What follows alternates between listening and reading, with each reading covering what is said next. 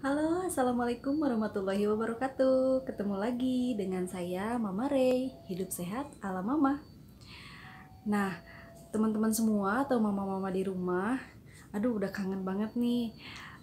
Selama sebulan ini aku baru hari ini nih mulai konten lagi karena alhamdulillah kemarin aku melahirkan anak kedua dan insya Allah semuanya selamat dan sehat.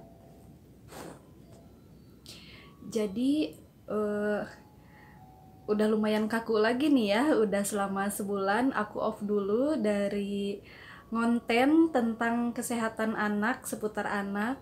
Tapi kemudian sekarang nih aku teringat lagi dan rame lagi ya masalah tentang gagal ginjal akut pada anak. Nah, gara-gara itu juga aku jadi eh, pengen membahas nih. Jadi aduh, kayaknya banyak banget nih mama-mama di rumah yang pengen tahu banget tentang gagal ginjal akut pada anak ya.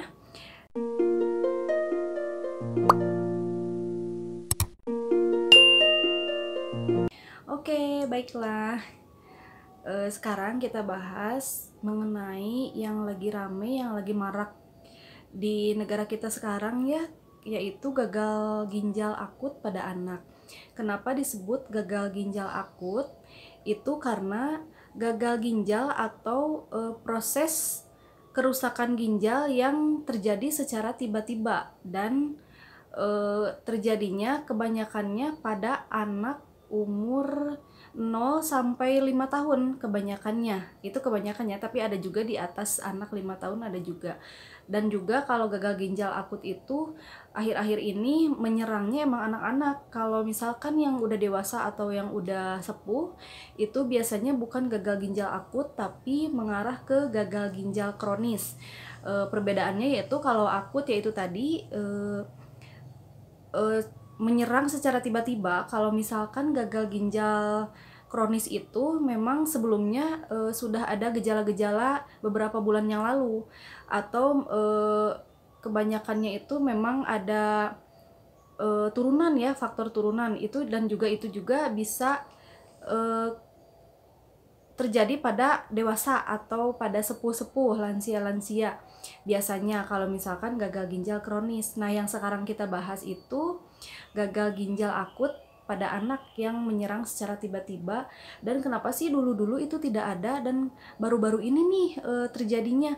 Dan juga kita akan membahasnya kok ada kaitannya, berkaitan dengan obat-obatan sirup yang dilarang di pasaran, dilarang dikonsumsi oleh masyarakat. Sekarang ditarik kan oleh Badan POM dari pasaran. Nah, itu kebanyakannya juga masyarakat mengaitkan hal tersebut. Padahal memang itu memang hanya sebagian kecilnya aja, nggak serta merta bahwa obat-obatan sirup itu mengakibatkan gagal ginjal akut pada anak. Enggak gitu ya, Mam. Melainkan hanya sedikit aja faktor pencetusnya itu memang ada zat-zat kimia yang berbahaya di sebagian obat-obatan sirup yang telah dicek oleh lab atau oleh Badan POM itu. Zat-zatnya itu berbahaya untuk ginjal anak. Tapi memang kenapa nggak dari dulu, baru kejadian sekarang mungkin ya, si pabrik tersebut, si PT tersebut yang membuat obat sirup tersebut memberikan zat-zat kimianya itu lebih banyak dari sebelumnya, sepertinya seperti itu kayaknya ya. Karena memang anak saya juga sebelum-sebelumnya memang ada salah satu sirup yang diberikan sama anak saya juga lumayan deg-degan ya. Saya pernah ngasih obat sirup itu tuh, tapi alhamdulillah nggak apa-apa. Nah, berarti memang komposisi si sirup tersebut itu dulu pas, dan sekarang itu kayaknya si komposisinya itu dilebihkan, dibanyakan, jadi sehingga menyerang ginjal anak yang memang anak itu kan masih rentan, organ-organ tubuhnya itu masih rentan terhadap zat kimia atau apapun yang gampang menyerang daya tahan tubuh anak.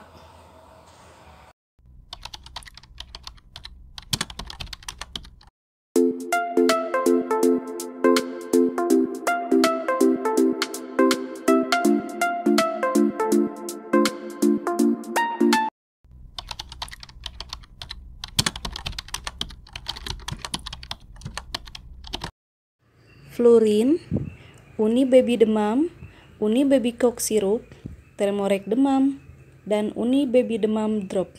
Oke, namun walaupun mama-mama di rumah udah tahu nih obat-obatan yang 5 tersebut itu mengandung zat-zat berbahaya, enggak juga harus obat-obatan yang lainnya itu boleh diminum. Nah, untuk sementara itu jangan dulu ya, Mam. Jadi makanya itu harus dibawa ke dokter itu, nanti di dokter itu bisa dikasih obat racikan tablet yang udah digerus ya, yang udah diracik sama dokter. Jadi untuk sementara menghindari dulu obat sirup. Untuk sementara nih, bukan semua obat sirup mengandung zat berbahaya, itu enggak. Namun Badan POM sedang menyelidiki dulu nih seluruh obat-obatan sirup. Siapa tahu selain yang 5 itu masih ada kandungan zat-zat berbahaya di obat-obat sirup yang lain. Jadi untuk sementara di stop dulu nih semuanya obat-obatan sirup di stop dulu. Jadi kalau bisa si dede kecil di rumah itu jangan sampai sakit. Jadi kalau misalkan sakit, kasihan dikasihnya obat racikan sirup yang emang agak pahit ya, walaupun bisa dicampur dengan madu. Tapi usahakan jangan sampai sakit ya anak-anak kali ini, karena memang obat-obatnya kasihan pahit rasanya kalau misalkan harus diracik. Nah, untuk penanganan pertamanya itu tadi dibawa ke dokter, atau misalkan kalau di rumah cukupi dulu cairan-cairan si dede kecil. Kalau misalkan kan tadi disebutkan muntah, panas, diare. Nah, itu semua mama harus berikan cairan yang cukup dan makan makanan yang bergizi.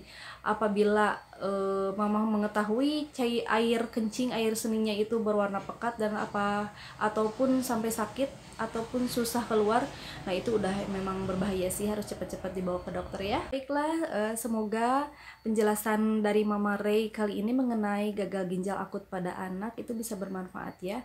Yang terpenting sekarang kita tahu dulu gejalanya seperti apa, dan mama di rumah bisa melakukan penanganan pertama dulu ya. Kalau misalkan udah tahu gejala-gejalanya, jangan sampai setelah gejalanya berat kemudian baru dibawa ke dokter dan hasilnya ya amit-amit ya sampai tidak tertolong, jangan sampai ya. Karena memang udah banyak banget kasusnya di Jakarta itu, anak-anak yang udah nggak tertolong gara-gara gagal ginjal akut ini. Jadi semoga mama-mama di rumah bisa mengaplikasikannya, menerapkannya di rumah, bagaimana tanda dan gejala. Memang sangat mirip dengan penyakit-penyakit yang biasa ditemukan di sehari-hari ya. Jadi untuk itu mama-mama harus secepatnya mengetahui kalau misalkan ini nih ciri-ciri gagal ginjal akut ini tuh seperti ini yang tadi saya bilang, dan yang khasnya itu masalah tentang air kencingnya itu. Diperhatikan ya, Mam ya. Oke, mudah-mudahan bermanfaat. Terima kasih telah menonton. Wassalamualaikum warahmatullahi wabarakatuh.